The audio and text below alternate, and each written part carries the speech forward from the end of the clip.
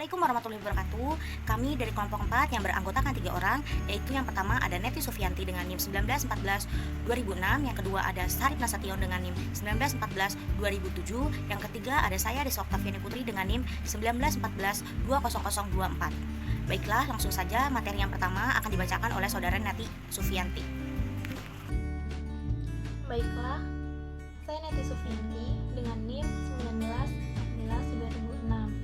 Di sini saya akan menjelaskan sedikitnya materi yang pertama, yaitu tentang gambaran umum dasar dan prinsip pengawasan bank.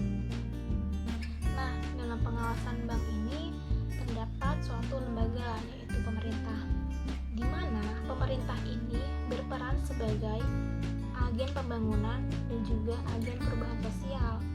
Akan tetapi, dalam menjalankan perannya tersebut, pemerintah membutuhkan suatu lembaga keuangan, yaitu bank sentral. Nah, sebelumnya, apa sih bank sentral itu? Jadi, bank sentral adalah suatu lembaga keuangan yang memiliki tanggung jawab atas kebijakan moneter yang terjadi di suatu wilayah negara tersebut. Kemudian, bank sentral pun memiliki fungsi. Apa aja fungsinya? Nah, yang pertama itu adalah menjaga kestabilan moneter. Kemudian yang kedua adalah mengatur dan menjaga kestabilan sistem pembayaran. Kemudian yang ketiga adalah menjaga kesehatan dan kestabilan sistem perbankan. Nah, itulah fungsi dari bank sentral. Selain itu, pemerintah juga menunjuk otoritas pengawasan bank untuk melakukan pengawasan terhadap bank, di mana otoritas pengawasan bank ini harus memperhatikan sistem keamanan dan juga kesehatan, sehingga dapat memberikan perlindungan dan kepuasan kepada nasabah, kemudian memberikan kondisi dan pertumbuhan ekonomi yang sehat dan kuat, kemudian dapat meminimalkan risiko krisis dari perbankan. Nah, kemudian dalam pengawasan juga ada beberapa prinsip. Yang pertama itu adalah prinsip kelembagaan, kemudian yang kedua perizinan, kemudian yang ketiga adalah regulasi prudensial, yang keempat metode pengawasan, yang kelima informasi pengawasan, yang keenam kewenangan formal pengawas, dan yang ketujuh adalah kerjasama antar pengawas bank. Itulah prinsip-prinsip dari pengawasan bank.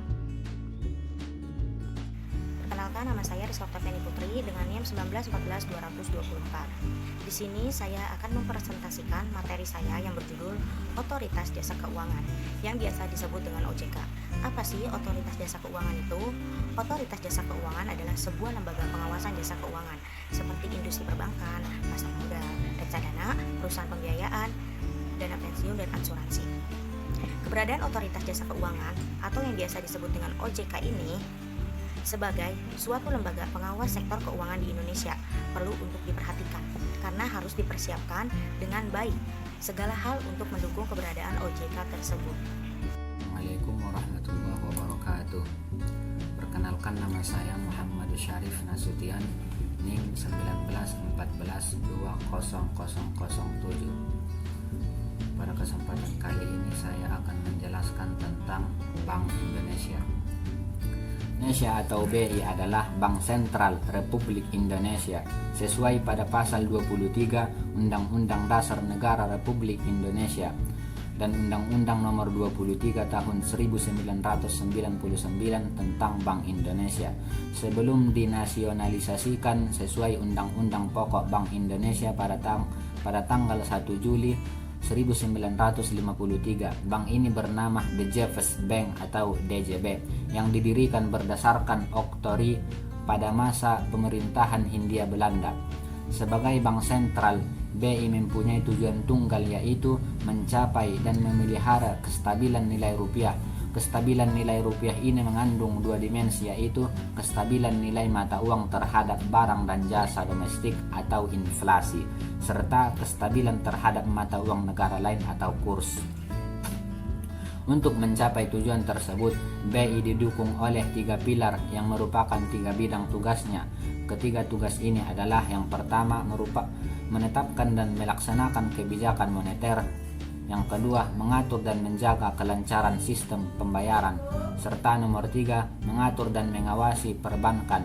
Tugas ini masih berlaku pasca Undang-Undang OJK, namun difokuskan pada aspek makroprudensial dalam rangka menjaga kestabilan sistem keuangan di Indonesia. Baiklah, mungkin hanya itu saja yang dapat kami sampaikan. Segala kekurangan dan kesalahan mohon dimaafkan. Cukup sekian dari kami. Wassalamualaikum warahmatullahi wabarakatuh.